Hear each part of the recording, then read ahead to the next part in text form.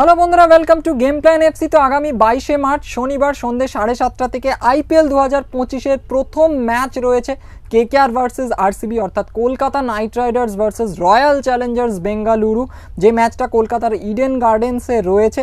তো সেই ম্যাচ নিয়ে এই ভিডিওতে কিছু কথা বলবো। সেই ম্যাচের একটা ম্যাচ প্রিভিউ আমার নিজের মতো করে এই ভিডিওতে করার চেষ্টা করব। এছাড়াও সেই ম্যাচে দুটো দলের অর্থাৎ কেকেআর এবং আরসিবি দলের প্রবাবল প্লেইং 11 কেমন হতে পারে সেই নিয়ে এই ভিডিওতে কথা বলবো। সেই প্লেইং 11 অনুযায়ী দুটো দলের স্ট্রেংথ এবং উইকনেস আমার কোথায় কোথায় চোখে পড়ছে সেই নিয়ে এই ভিডিওতে কথা বলবো।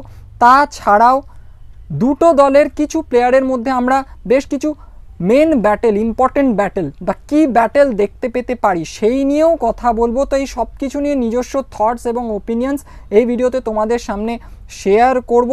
তো ভিডিওটা তোমরা কোনো পার্ট স্কিপ না করে ভিডিওটা একেবারে শেষ পর্যন্ত দেখতে থাকো। আশা করছি তোমাদের এই ভিডিওটা ভালো লাগবে। তো আগামী 22শে মার্চ শনিবার আইপিএল 2025-এর প্রথম ম্যাচ রয়েছে।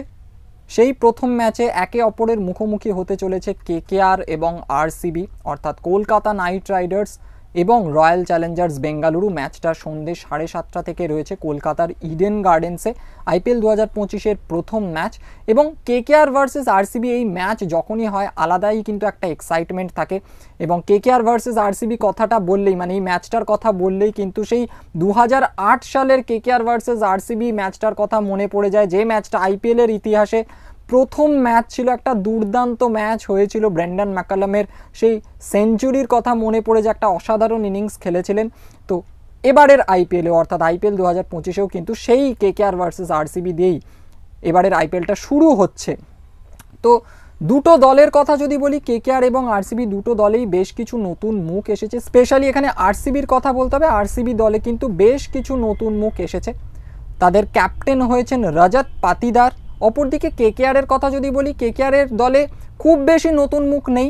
যারা আইপিএল 2024-এ ছিলেন তাদের মধ্যে থেকে বেশ কিছু প্লেয়ারকে কিন্তু কেকেআর ধরে রাখার চেষ্টা করেছে, অকশন থেকে বাইব্যাক করার চেষ্টা করেছে এবারের আইপিএলের জন্য। যদিও তাদের ক্যাপ্টেন কিন্তু চেঞ্জ হয়েছে, ক্যাপ্টেন কিন্তু হয়েছেন অজিঙ্ক্য রাহানে। তো দুটো দলেরই নতুন ক্যাপ্টেনের আন্ডারে দুটো দল কেমন পারফর্ম করবে সেটাই কিন্তু দেখার। তো ইডেন গার্ডেন্সের মাঠে খেলাটা রয়েছে। ইডেন গার্ডেন্সের মাঠে গত বছর অর্থাৎ আইপিএল 2024-এ আমরা যেরকম দেখেছিলাম ম্যাক্সিমাম ম্যাচেই কিন্তু 200+ রান হয়েছিল। এবং একটা ম্যাচ তো আমার মনে পড়ছে যেটা কেকেআর ভার্সেস পাঞ্জাব কিংসের ম্যাচ ছিল, সেই ম্যাচটায় কিন্তু কেকেআর 260+ রান করেছিল, বাট সেটাও কিন্তু চেজ হয়ে গিয়েছিল, ইজিলি চেজ করে দিয়েছিল পাঞ্জাব কিংস, বেশ কিছু বল বাকিও ছিল। তো সেই রকমের পিচ এবারে হবে কিনা সেটার দিকে আমাদের ডেফিনেটলি নজর থাকবে। তবে এটুকু বলাই যায় এমনই পিচ হবে, হাই স্কোরিং কিন্তু ম্যাচ আমরা হয়তো দেখতে পেতে পারি এবারেও। তো এবার যদি কথা বলি আগামী শনিবারের ম্যাচটায় দুটো দলের কেকেআর এবং আরসিবির probable playing 11 according to me কেমন হতে পারে। তো প্রথমে যদি কেকেআর অর্থাৎ কলকাতা নাইট রাইডার্স দলের প্রবাবল প্লেইং 11 কেমন হতে পারে আগামী শনিবারের ম্যাচটায় আরসিবির এগেনস্টে সেটা নিয়ে কথা বলি। তো দেখো, আমি একটা প্লেইং 11 সাজিয়েছি, আমার নিজের মতো করে তৈরি করেছি, আমি স্ক্রিনে তোমাদের দিয়ে দিচ্ছি। এবং এই যে প্লেইং 11টা আমি তৈরি করেছি সেটা কিন্তু কেকেআর যখন ব্যাটিং করবে। কেন এটা মেনশন করলাম, কারণ তোমরা সবাই জানো যে ইম্প্যাক্ট সাব রুল রয়েছে এবং ইম্প্যাক্ট সাব রুল অনুযায়ী একটা প্লেয়ারকে কিন্তু সাবস্টিটিউট করা যায়, ইম্প্যাক্ট সাব হিসাবে আনা যায়। তো কেকেআর যখন বোলিং করবে একটা প্লেয়ারকে কিন্তু তারা চেঞ্জ করে অন্য একটা প্লেয়ারকে আনতে পারে। তো এই যে 11টা আমি তোমাদের সামনে এখন রাখছি প্লেইং 11টা কেকেআরের, সেটা কিন্তু কেকেআর যখন ব্যাটিং করবে। তো আমি ওপেনিংয়ে রেখেছি সুনীল নারায়ণ এবং কুইন্টন ডি কককে। দেখা যাক রাহানে ওপেনিং করেন কিনা, তবে আমার মনে হয় সুনীল নারায়ণকে দিয়েই ওপেনিং করানো উচিত এবং তার সাথে সাথে কুইন্টন ডি কককেই হয়তো রাখা হবে। রহমানুল্লাহ গুরবাজের রিসেন্ট ফর্ম খুব একটা ভালো যাচ্ছে না এবং তাছাড়াও কুইন্টন ডি কক কিন্তু কেকেআরের যে ইন্ট্রা স্কোয়াড প্র্যাকটিস ম্যাচগুলো হয়েছিল সেখানে কিন্তু বেশ ভালোই ব্যাটিং করেছিলেন। তো আমার মনে হয় Sunil Narayan, Quinton de Kock হয়তো ওপেনিং করবেন। 3 নম্বরে আমি রেখেছি রাহানেকে, 4-এ রেখেছি অঙ্কৃশ রঘুবংশীকে, 5-এ রেখেছি ভেঙ্কটেশ আইয়ারকে, 6-এ রেখেছি রিঙ্কু সিংকে, 7-এ রেখেছি আন্দ্রে রসেলকে, 8-এ রেখেছি রমনদীপ সিংকে, 9-এ রেখেছি হর্ষিত রানাকে, 10-এ অ্যান্ড্রিক নকিয়া অর স্পেন্সার জনসন, এই দুজনের মধ্যে একজন হয়তো খেলবেন আগামী শনিবারের ম্যাচটা, এবং 11-এ রেখেছি বরুণ চক্রবর্তীকে। এবার এখানে ব্যাপারটা দেখো, এখানে অ্যান্ড্রিক নকিয়া যেরকম সেকেন্ড ইন্ট্রা স্কোয়াড প্র্যাকটিস ম্যাচে আমার বেশ ভালো লেগেছিল তার বোলিং, তো যদি তিনি ফুললি ফিট থাকেন তাহলে আমার মনে হয় প্রথম পছন্দ এনরিক নকিয়াই হওয়া উচিত। যদি তিনি ফিট না থাকেন বা অন্য কোনো ইস্যু যদি থাকে তাহলে কিন্তু স্পেন্সার জনসন এখানে খেলতে পারেন। তো এরকম কিছুটা হতে পারে কেকেআরের প্লেইং 11। কেকেআর যখন ব্যাটিং করবে, এখানে আর একটা কথা বলে রাখা ভালো যে ব্যাটিং অর্ডার কিন্তু চেঞ্জ হতে পারে। আমি ভেঙ্কটেশ আইয়ারকে যেমন 5-এ রেখেছি, তো সেটা কিন্তু 5-এ না হয় 3-এ বা 4-এও হতে পারে। প্রয়োজন অনুযায়ী কিন্তু ব্যাটিং অর্ডার ফ্লেক্সিবল হতে পারে কেকেআরের। এবং ইম্প্যাক্ট সাব হিসাবে আমি রেখেছি বৈভব অরোরা / মনীষ পান্ডে / অনুকূল রয়কে। তো কেকেআর যখন বলিং করবে তখন কেকেআর হয়তো অঙ্কুশ রঘুবংশীকে সাবস্টিটিউট করে বৈভব অরোরাকে আনতে পারে ইম্প্যাক্ট সাব হিসাবে। কেকেআর যদি চায় এখানে অনুকূল রয়কেও আনতে পারে। অনুকূল রয় একজন অলরাউন্ডার, একটা স্পিনের অপশান পেয়ে যাবে, এক্সট্রা একটা স্পিনের অপশান কেকেআর পেয়ে যাবে অনুকূল রয়কে আনলে। বা যদি কেকেআর ব্যাটিং করার সময় কোনো ব্যাটিং বিপর্যয় দেখা যায় যে অনেকগুলো উইকেট তাড়াতাড়ি পড়ে গেছে, সেক্ষেত্রে কিন্তু কেকেআর মনীষ পান্ডেকেও আনতে পারে। তো এছাড়াও অনেক কটা প্লেয়ার রয়েছে, চেতন সাকারিয়া রয়েছে, আরও কিছু অপশন কিন্তু কেকেআরের কাছে রয়েছে, যেমন সিসোডিয়া, আরও অনেক অপশন কিন্তু কেকেআরের কাছে রয়েছে। তো আমি আমার মতটা জানালাম। অ্যাকর্ডিং টু মি এইরকম কিছুটা হতে পারে কেকেআরের প্রবাবল প্লেইং 11 কেকেআর যখন ব্যাটিং করবে। এবার এই প্লেইং 11টা যদি আমি দেখি তাহলে এখানে যদি আমি বোলিংয়ের অপশন খুঁজি তাহলে ফাস্ট বোলার হিসাবে আন্দ্রে রাসেল রয়েছেন, হর্ষিত রানা রয়েছেন, নকিয়া বা জনসনের মধ্যে যদি একজন খেলেন তিনি থাকবেন, 3টে হলো। এবং ইম্প্যাক্ট সাব হিসাবে যদি কেকেআর বৈভব অরোরাকে আনে তাহলে কিন্তু কেকেআরের কাছে 4টে প্রপার ফাস্ট বোলিংয়ের অপশন থাকবে। এছাড়াও ভেঙ্কটেশ আইয়ার ফাস্ট বোলিং করতে পারেন, রমনদীপ সিংও ফাস্ট বোলিং করতে পারেন। স্পিনের কথা যদি বলি, ডেফিনেটলি সুনীল নারায়ণ, বরুণ চক্রবর্তী এই দুজন তো থাকছেনই। রিঙ্কু সিংকেও দিয়েও বল করানো যেতে পারে, তবে রিঙ্কু সিং একজন প্রপার স্পিনার কিন্তু নন, পার্ট টাইম স্পিনার। তো যদি কেকেআর বৈভব অরোরাকে না আনে ইম্প্যাক্ট সাব হিসাবে, যদি মনে হয় যে স্পিন বেশি কাজ করছে পিচে, সেক্ষেত্রে কিন্তু অনুকূল রয়কে কেকেআর ডেফিনেটলি আনতে পারে। এবং আরসিবির ব্যাটিং লাইন আপে ভালো স্পিন খেলার মতো প্লেয়ার কিন্তু 2-1জনই রয়েছেন। তো সেক্ষেত্রে একটা টেম্পটেশন থাকতে পারে যে কেকেআর আরও একটা স্পিন যদি খেলা, এরকমও কিন্তু হতে পারে। সেক্ষেত্রে অনুকূল রয়কেও কিন্তু আনা যেতে পারে। তো বেশ ভালো রকম বোলিং অপশন কিন্তু কেকেআরের কাছে থাকছে। তো নেক্সট যদি কথা বলি আরসিবি অর্থাৎ রয়্যাল চ্যালেঞ্জার্স বেঙ্গালুরুর প্রবাবল প্লেইং 11 আমার মতে কি হতে পারে, তো আবারও স্ক্রিনে আমি দিচ্ছি। দেখো আরসিবির যেটা আমি ভেবেছি, আরসিবি যখন ব্যাটিং করবে এরকম কিছুটা হতে পারে তাদের প্রবাবল প্লেইং 11। ওপেনিংয়ে ফিল সল্ট, তার সাথে সাথে সম্ভবত বিরাট কোহলি, 3-এ রজত পাটিদার, 4-এ লিয়াম লিভিংস্টন, 5-এ ক্রুনাল পান্ডিয়া, 6-এ জিতেশ শর্মা, 7-এ রেখেছি টিম ডেভিডকে, 8-এ রেখেছি স্বপ্নিল সিংকে, 9 ভুবনেশ্বর কুমার, 10-এ যশ দয়াল, 11-এ হ্যাজেলউড আর নুয়ান তুষারা। এখানে যদি হ্যাজেলউড ফিট থাকেন আমার মনে হয় হ্যাজেলউডই খেলবেন, যদি তিনি ফিট না থাকেন সেক্ষেত্রে তুষারা খেলবেন, যদি দুজনেই আনফিট থাকেন সেক্ষেত্রে এনগিডিকে খেলানো হতে পারে, দেখা যাক। এবং ইম্প্যাক্ট সাব হিসাবে আমি রেখেছি সুয়শ শর্মা, পাডিকল এবং রসিক সালামকে। তো এই প্লেইং 11টা যেটা আমি তোমাদের স্ক্রিনে দিয়েছি সেটাই দেখো। ফাস্ট বোলিংয়ের কথা যদি বলি সেক্ষেত্রে হ্যাজেলউড বা তুষারার মধ্যে একজন, যশ দয়াল একজন, ভুবনেশ্বর কুমার আর একজন। তো 3জন ফাস্ট বোলার তো থাকছেই। এর পাশাপাশি যদি ইম্প্যাক্ট সাব হিসাবে এখানে রসিক সালামকে আনা হয় সেক্ষেত্রে 4টে ফাস্ট বোলিং অপশান থাকছে। যদি আনা নাও হয় তাও কিন্তু 3খানা ফাস্ট বোলিংয়ের অপশান এখানে আরসিবির থাকছে। স্পিনারের কথা যদি বলি সেখানে লিভিংস্টোন স্পিন করতে পারেন, এছাড়া ক্রুনাল পান্ডিয়া রয়েছেন, স্বপ্নিল সিং তিনিও কিন্তু রয়েছেন। তো 3খানা স্পিনারের অপশান থাকছে। পাশাপাশি যদি তারা সুয়শ শর্মাকে আনে আরও একটা স্পিনের অপশান কিন্তু তারা পেয়ে যাবে। এইখানেও কিন্তু ব্যাটিং অর্ডার চেঞ্জ হতে পারে ম্যাচের সিচুয়েশন অনুযায়ী। তো এবার যদি কথা বলি দুটো দলের, কেকেআর এবং আরসিবি, এই দুটো দলের স্ট্রেংথ এবং উইকনেস আমার কোথায় কোথায় চোখে পড়ছে। দেখো আমি কথা বলবো এই যে প্লেইং 11গুলো আমি বললাম সেই প্লেইং 11 অনুযায়ী কিন্তু আমি স্ট্রেংথ এবং উইকনেস বলার চেষ্টা করব। দুটো টিমের কম্পেয়ার করে আমি কিন্তু বলার চেষ্টা করব যে এই টিমটার স্ট্রেংথ এই জায়গায়, এই টিমটার উইকনেস এই জায়গায়, এই টিমটার স্ট্রেংথ এই জায়গায়, এই টিমটার উইকনেস এই জায়গায়, এইরকমভাবে কিন্তু আমি বলার চেষ্টা করব। তো প্রথমে যদি কেকেআরের কথা বলি, কেকেআরের প্রথম স্ট্রেংথ আমার যেটা চোখে পড়ছে সেটা হচ্ছে কোয়ালিটি অলরাউন্ডারের সংখ্যা। অনেকগুলো কোয়ালিটি অলরাউন্ডার কিন্তু রয়েছে, ভালো ভালো। সেখানে সুনীল নারায়ণ রয়েছেন, আন্দ্রে রাসেল রয়েছেন, রমনদীপ সিং রয়েছেন, ভেঙ্কটেশ আইয়ার রয়েছেন। তো ভালো ভালো কিছু অলরাউন্ডার কিন্তু কেকেআরের কাছে রয়েছে। এটা কিন্তু ডেফিনেটলি কেকেআরের একটা স্ট্রেংথ, এই যে প্লেইং 11টা আমি বলেছি কিছুক্ষণ আগে।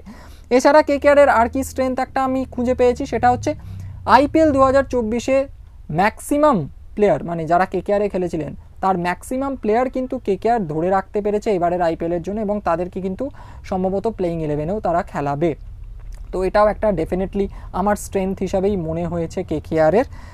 নেক্সট যে স্ট্রেংথ আমার চোখে পড়ছে সেটা হচ্ছে খুব ভালো একটা স্পিন ডুও, স্পিনের যুগলবন্দি, দুই স্পিনারের যুগলবন্দি কিন্তু আমরা দেখতে পেতে পারি। একজন অবভিয়াসলি সুনীল নারায়ণ এবং আর একজন হচ্ছেন বরুণ চক্রবর্তী। এই দুটো স্পিনারের ওভারগুলো কিন্তু খুব গুরুত্বপূর্ণ হতে পারে, খুব ইম্পর্টেন্ট হতে পারে। ঠিক আছে, এই মুহূর্তে যদি আমি বলি একটা টিমে সুনীল নারায়ণ এবং বরুণ চক্রবর্তীর মতো একটা জুটি রয়েছে, স্পিনারের জুটি, সেটা কিন্তু একটা দুর্দান্ত জুটি, সবার কাছেই হবে। আমার মনে হয় এবারের আইপিএলে এটা বেস্ট স্পিন জুটি। সব কটা টিমেরই ভালো ভালো কিছু স্পিনার রয়েছে, কিন্তু এই জুটিটা কিন্তু বেস্ট আমার যা মনে হয়। তো এই দুটো বোলারের 4-8টা ওভার কিন্তু খুব ইম্পর্ট্যান্ট হতে চলেছে। তো স্পিন বোলিংটাও কিন্তু খুব স্ট্রেংথের জায়গা আমার মনে হয় কেকেআরের কাছে।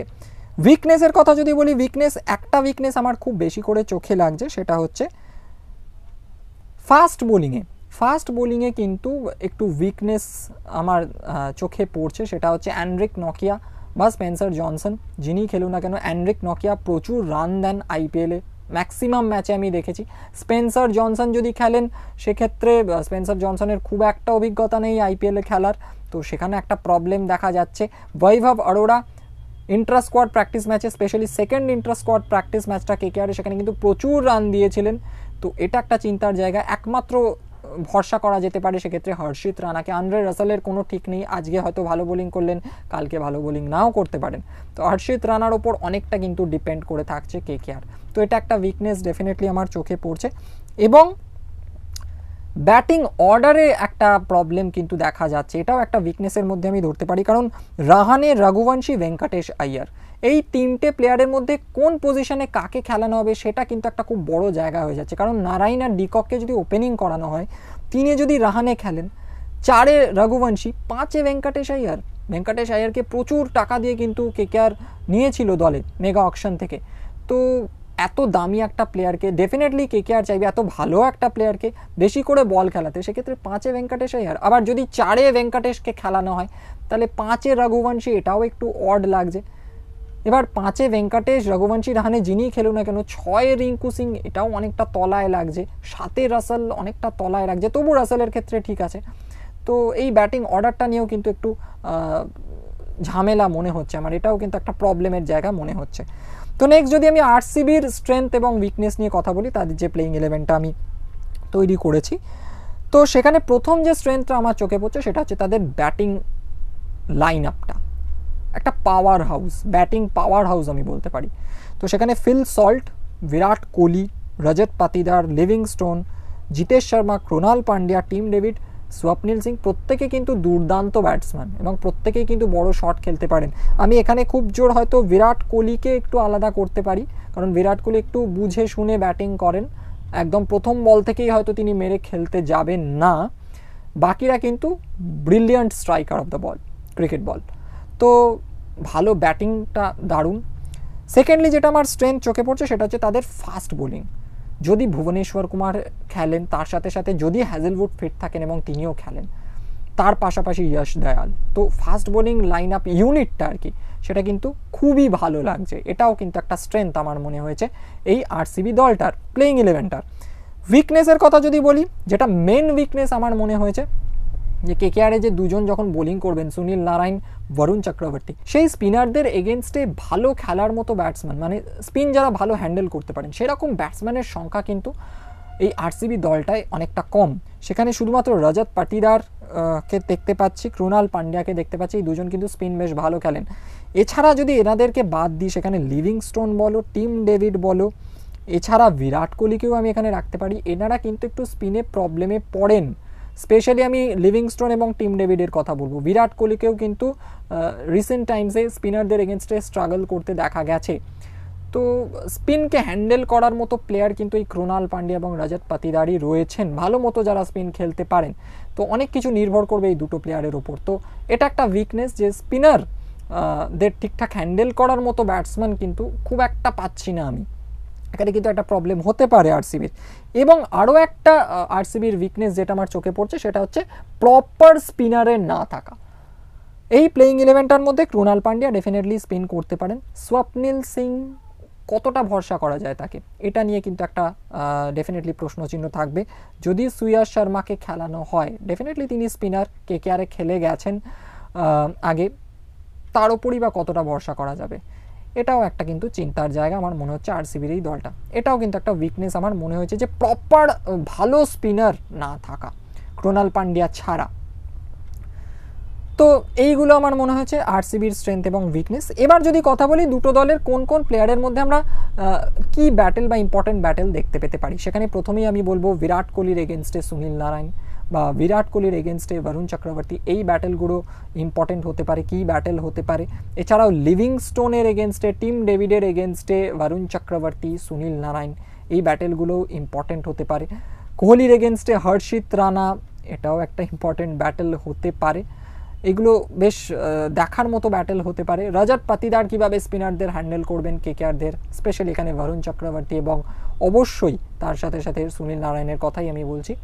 অপরদিকে কেকেআর যখন ব্যাটিং করবে সেখানে সুনীল নারায়ণের এগেনস্টে ভুবনেশ্বর কুমার বা হ্যাজেলউড যদি থাকেন, তো তারা কীরকম বোলিং করবেন, সেই ব্যাটেলগুলো ইম্পর্টেন্ট হতে পারে। এছাড়াও ধরো যখন কেকেআরের ব্যাটিং আসবে, রিঙ্কু সিং যখন ব্যাটিং করবেন, তার এগেনস্টে আরসিবির যশ দয়াল এবং যশ দয়াল রিঙ্কু সিং, এই ব্যাটেলের কথা বললেই সেই রিঙ্কু সিংয়ের 5খানা ছক্কার কথা মনে পড়ে যায়। তো এই ব্যাটেলগুলো কিন্তু ইন্টারেস্টিং হতে পারে।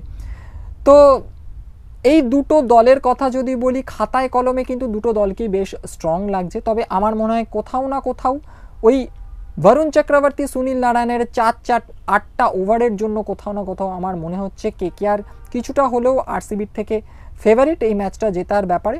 বাকি ডেফিনেটলি মাঠে যেরকম পারফরমেন্স করবে সেই অনুযায়ী কিন্তু কোনো একটা দল জিতবে। তবে আমার মনে হয় কেকেআর কিন্তু এই ম্যাচটা জেতার ব্যাপারে একটু বেশি এগিয়ে রয়েছে, আমার কাছে একটু বেশি ফেভারিট আমার মনে হচ্ছে।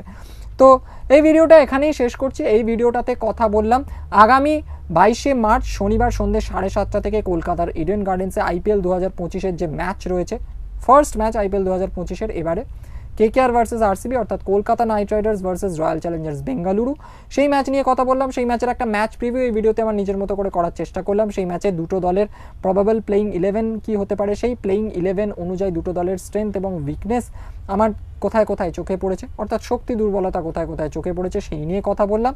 এবং দুটো দলের কিছু কিছু প্লেয়ারের মধ্যে আমরা কিছু মেন ব্যাটেল বা কি ব্যাটেল দেখতে পেতে পারি সেইগুলো নিয়েও কথা বললাম, নিজের থটস এবং ওপিনিয়ন শেয়ার করলাম।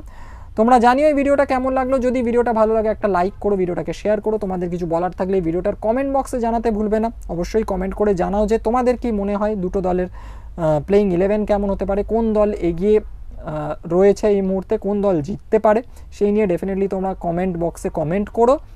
এছাড়া বলবো যারা এই চ্যানেলে নতুন, এখনও চ্যানেলটাকে সাবস্ক্রাইব করোনি, তারা চ্যানেলটাকে সাবস্ক্রাইব করে পাশের বেল আইকনটাকে প্রেস করে অলে ক্লিক করে দিও, যাতে এই চ্যানেলের প্রত্যেকটি নতুন ভিডিও নোটিফিকেশন তোমরা সঠিক সময় পেয়ে যেতে পারো।